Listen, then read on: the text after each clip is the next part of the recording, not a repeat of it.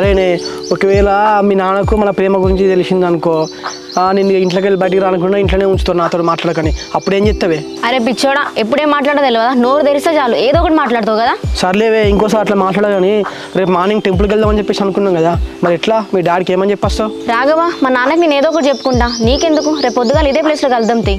Okay కానీ మరి రేపు టెంపుల్కి వెళ్ళిన తర్వాత ఇటు పోదాం. ఇంకెటు పోతాం? దర్శనమైనాక ఇంటికి వద్దాం. ఫస్ట్ టైం మనం ఇద్దరం లవ్ ఓకే అయినాక సిటీకి పోతాను. దర్శనం అయిన తర్వాత మంచిగా ఒక సినిమా చూసి మధ్యాహ్నం ఇంత బిర్యానీ తిని నిమ్మలంగా సాయంత్రం 5 గంటల వరకు ఇంటికి వస్తాం. ముందే చెప్తాను నీ బండి ఇక్కడనే వెబ్సైట్ కింద పెట్టిపోదాం, నా బండి విన్న ఇద్దరం కలిసిపోదాం. రాఘవా పెద్ద ప్లాన్ వేసినావు కానీ మరి సాయంత్రం వరకు అంటే నాన్నకేం చెప్పి రావాలి? నీ బిత్తిరి ముఖం దానా ఇంతకుముందు అంటే ఏం చెప్పినావే? నేను ఏదో చెప్పుకుంటా అన్నావు కదా, నువ్వు ఏం చెప్పుకుంటావు? మీ నాన్నతో నాకు సంబంధం లేదు. పొద్దున్న 6 గంటలకు ఇక్కడ ఎక్కినావంటే మళ్ళీ సాయంత్రం 6 గంటలకు ఇక్కడ దింపుతాను నీకు అంతే. సర్లే నా బాధ్యత నేను పడతాలే.